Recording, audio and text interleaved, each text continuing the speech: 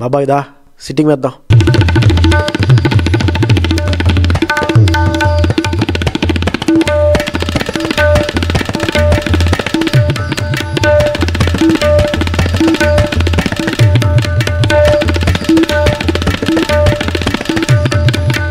This is Vizag Fun Talks. It's not a podcast, it's a fun cast. నమస్తే, Vizag fun talks మరో పాడ్కాస్ట్కి స్వాగతం, సుస్వాగతం.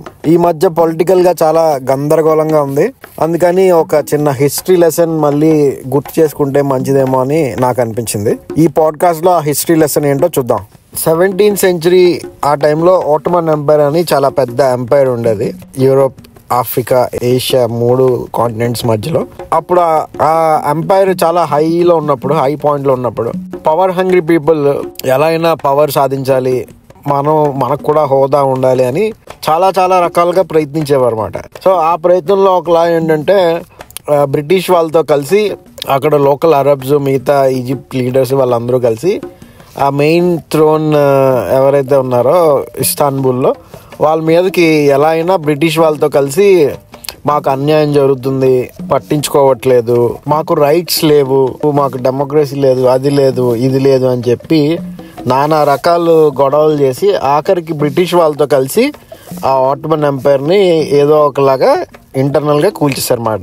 ఆ కూల్చేసిన తర్వాత పరిణామాలు ఏంటంటే ఇప్పటికీ అక్కడ వెస్ట్ ఏషియాలో ఇంకా వాళ్ళు కొట్టుకొని చేస్తున్నారు. ఎవరైతే అప్పుడు బ్రిటిష్ వాళ్ళు మంచి వాళ్ళని నమ్మి, లేకపోతే వెస్ట్ వాళ్ళు మంచి వాళ్ళని నమ్మి ఆ ఆటోమన్ ఎంపైర్ గద్దీ దింపారో పవర్ కోసం, డబ్బుల కోసం కక్కుర్తిపడి, ఇప్పుడు వాళ్ళందరూ పవర్ వచ్చిన తర్వాత నిలబెట్టుకోవడానికి అస్తమాను కొట్టుకోవడాలు, ఫైటింగ్లు అవే. దాని పరిణామమే ఇప్పటి వరకు చూస్తున్నాం మనం ఆ ఏరియాలో. ఇరాక్ లో, ఇక్కడ లిబియాలో, ఈజిప్ట్ లో, ఎక్కడ పడితే అక్కడ. ఇప్పుడు లేటెస్ట్ గా పాలస్తీనా ఆ ఏరియాలో కూడా, ఇజ్రాయెల్ దగ్గర ఆ గొడవలన్నీ ఆ పెద్ద పవర్ అక్కడ కంట్రోల్ చేసేది. అదంతా విడగొట్టి అలా చేశారన్నమాట గొడవలు. ఇంకా హిస్టరీ లెసన్ లోకి వెళ్తే రష్యన్ ఎంపైర్ ఉండేది. రష్యన్ ఎంపైర్ కూడా ఇలాగే సోషలిజం, కమ్యూనిజం, ఆయిజం, ఈయిజం, లెనినిజం, ఏదో ఒక ఇజం అని పేరుతో దానిలో మొత్తం అంతా చేసి గొడవలు చేసి ఆ గద్దీని కూల్చేశారు. ఆఖరికి ఏమైందంటే సోవియట్ యూనియన్ అని వచ్చింది. అందరికి ఇష్టం వచ్చినట్టు డబ్బులు పనిచేశారు, అందరికి ఇష్టం వచ్చినట్టు పదవులు, హోదాలు ఇచ్చేశారు.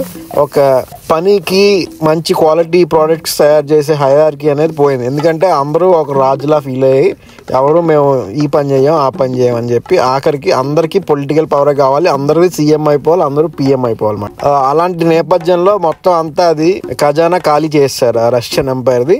ఇప్పుడు కట్ చేసి చూస్తే రష్యా పాపం మనుగడ కోసమే ఇబ్బంది పడుతూ ఆ వాళ్ళతో వీళ్ళతో గొడవలు పడుతున్నారు. ఎంతో దూరం వెళ్ళవసరం లేదు. మన భారతదేశంలో కూడా ముందు కొన్ని రోజులు ముఘల్స్ పరిపాలించేవారు.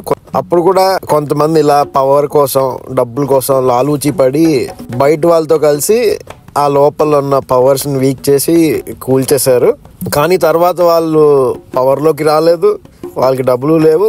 ఎవరైతే బయట వాళ్ళు వాడుకున్నారో వాళ్ళ పవర్లోకి వచ్చారు, వీళ్ళు మధ్యలో మళ్ళీ ఎలిమినేట్ చేశారు. అందుకని ఈ లెసన్ లో మనకి ఇంపార్టెంట్ పాయింట్ ఏంటంటే షార్ట్ టర్మ్ పవర్ కోసం, మనీ కోసం లాంగ్ టర్మ్ బెనిఫిట్స్ మనం వదిలేసుకోకూడదు అనేది ముఖ్యమైన లెసన్.